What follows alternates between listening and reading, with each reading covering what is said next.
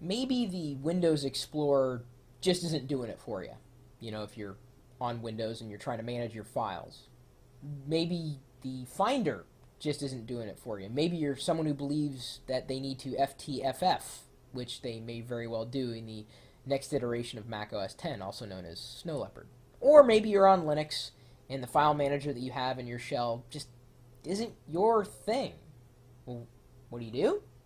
Well, either you put up with those file managers or you download Mu Commander, M-U Commander.com. It is a cross-platform file manager. It's got a split pane interface, and yes, they just added a tree view, not a preview, a tree view to help you go through a variety of folders. And it's two panes. Why would you want two panes in the same window? Well, let's say you want to copy these files from here over there. Well, then you normally have to open up two windows or go through some complicated, mess of scripts or right clicks. I mean, it's just so much easier to have two panes right there in the same window. And it's cross-platform.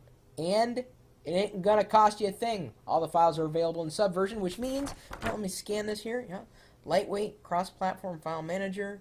It's the list here of features that are available in Mu Commander.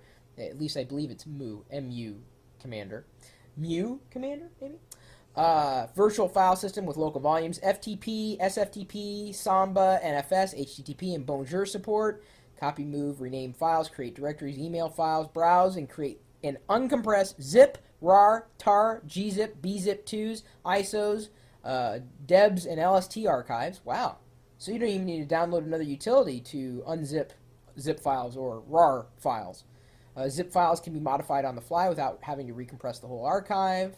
Universal bookmarks and credentials manager, multiple Windows support, full keyboard access, highly configurable, available in 21 languages, and it's GPL'd. Gotta love open source. Oh, it's absolutely free. So, let's say you start using it and you're on Windows and you decide, well, I'm going to move to Linux. You can take your favorite file manager with you. If your favorite file manager happens to be this one, this free one known as Mu Commander. And to give you an idea, the changelog is pretty exhaustive. And this is what I look for. When I go to find some software to help me accomplish a task, I always look for a changelog to see when it was last updated and how frequent the updates are. It looks like the most recent one happened about a week ago. That's great. And before then, it was a few months ago. But these are solid feature fixes, new features, improvements, bugs that were squished. There's also known issues. They don't seem to be too bad, though. It depends on which operating system you're running. You can submit bugs. They've got forums. There's a place where you can donate. Of course, they've got the developers list, or maybe you'd like to be a developer. I believe all their files have been checked into Subversion. This is going to be interesting. I'm going to try this. There is a web start portion. Since it runs in Java, yes, it is Java-based. That's what helps make it cross-platform.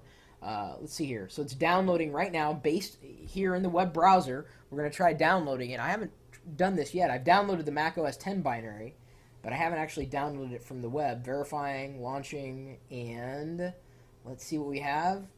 Okay, I'm going to trust the certificate. Look at that. It's pretty much, it looks exactly the same as the utility that's running locally. It's the same thing, only it just launched directly from the website. So, I don't know what else to say. There's a few options that you're going to be able to trip in there. It does run in Java, which for some people is kind of like, eh. It doesn't look that bad, at least in Mac OS X. Then again, most Java applications in Mac OS X look fine. I love Java apps, actually, in Mac OS X because they look, at least most of them, look okay. So give it a shot. Why not? Maybe you'll like it. Maybe you don't. And if you don't like it, fine, delete it. Get rid of it. You don't need it anymore. Mu Commander. MuCommander.com. They mentioned in the notes that it was built with, I guess, in the... if you remember, way back when, Norton had a program called Norton Commander. And so that kind of went the way of the dodo. It no longer exists. But some people still liked the Norton Commander instead of having to use the Windows Explorer.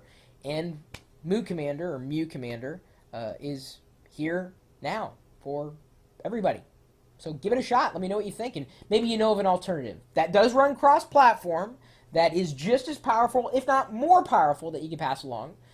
Be interested in finding out. My email address is chris@pirillo.com. Feel free to pass along any recommendations, really. You know I'm a software junkie, cross-platform software junkie. And I'm a geek. That's what, makes it all, worthwhile, I guess. My addiction to software. If I say I'm a geek, then I'm okay with that. At least that's what I tell my wife.